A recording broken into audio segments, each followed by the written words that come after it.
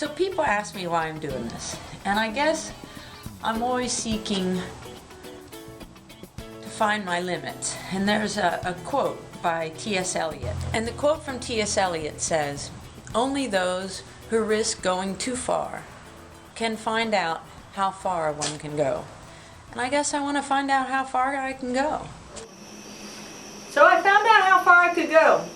2,745 miles. I want to find out what my limits are. I want to be scared to death to some extent. Was I scared to death? Well, I'm still here, but it was close. When I was at Richmond Peak Pass, whoo! And of course, you know, Park Lake, we could talk about that. I was terrified. Did I get scared to death? When I was on Richmond Peak Pass, that was this very snowy covered, long 45-degree angle, knee-deep snow pass. I was completely by myself. The nearest racer had gone through that Richmond Peak Pass, 3 days prior, at least. And I got into this vast, vast valley, and I knew I was the only person. And I was deep in grizzly territory, and was I scared? Yeah. I was scared. I tried to outsmart the bears by talking like two people. "Hey Jim, what? Get the chainsaw." Why? I think they thought I was two people because they didn't come and eat me. But wow, trudging through knee-deep snow, in very close quarters, couldn't see. I was scared. Then I'm out in the middle of the sagebrush country, and storms started coming. Every day our friends, we called them, I called them something else. I won't tell you what I called them. But they'd come, and sometimes I'd be riding along and I could see out in the distance, maybe 5 or 10 miles away, and lightning down, and man, was that frightening. Worse than the grizzlies. I wanted to cuddle up with a grizzly, get away from the lightning. It was awful. I used to stand over my bike and think, well, I'm not going to tell you the words I said, but wow, I did not want to go forward. So, did I get scared? A little bit. I also want to find out the limits of my energy. Sometimes I think I have way too much energy, or at least my friends think I have way too much energy. And I want to see if there's an end to that energy. How deep does that energy go? When can I get really, really tired? Do you ever wish you had not done an interview in public? Do you ever wish you said, "God, I wish I would have said that"? I got very near the end of my energy. Very near to the end of my energy. I still had it. But, what do they call that? A horse's hair? I was close. I'm also very lucky to have all the support that I do have. I have support from my family. I have support from friends. I have support at work. I have support at home. That's an important part of this race that, for me, propels me forward. The part that propelled me, it wasn't an important part of the race. It was the race for me.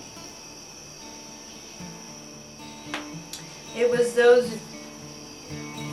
sometimes daily interactions with my spot tracker right there, with all of you guys in it looking up at me, that talked me through passes, snowy passes, grizzly country. You were the race for me.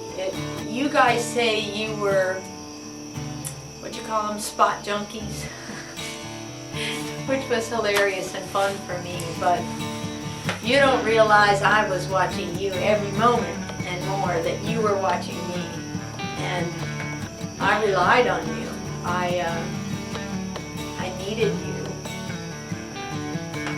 to tell me, this is great. Like I said, you reminded me that this was a great thing. On those days where I woke up, I thought, oh, I got 80 miles today, or those days where it took me 8 hours to do 31 miles and I still had 40 to go. It was you that reminded me that this was a beautiful and awesome thing, and it was fun, and it was the race. You were the race for me. That was the race. That interaction between us. I'm excited about this race because I think it's going to be beautiful. It's going to be remote. Okay. I guess big events like this, I seek the change that might happen internally. I'll have a lot of time to think. I'll have a lot of time to self-reflect. But did I self-reflect? Yes, I did.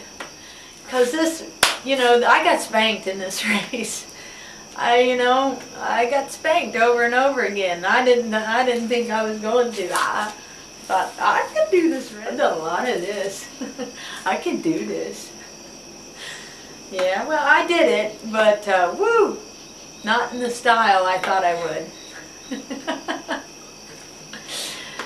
Can you say humble? Can you say grateful? I can.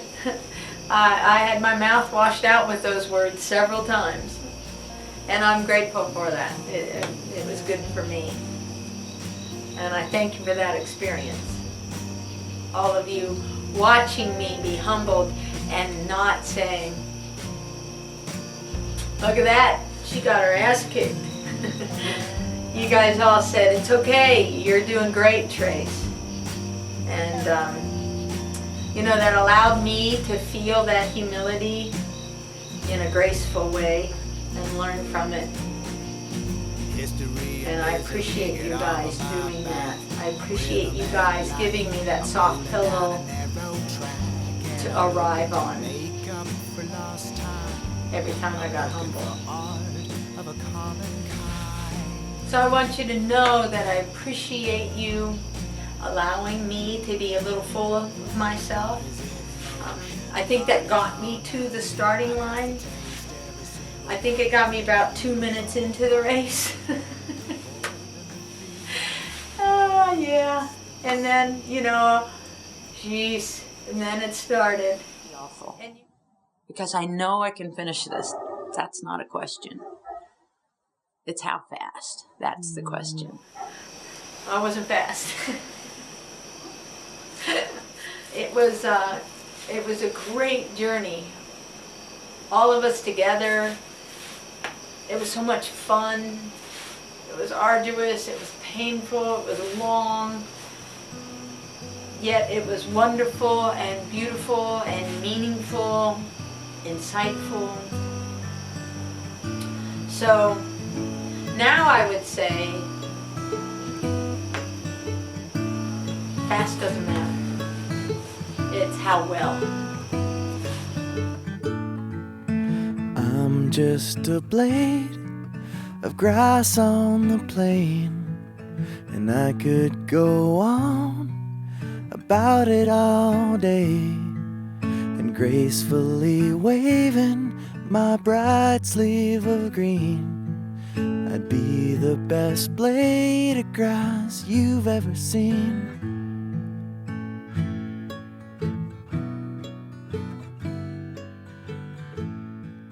But I could forget, as blessed as I am.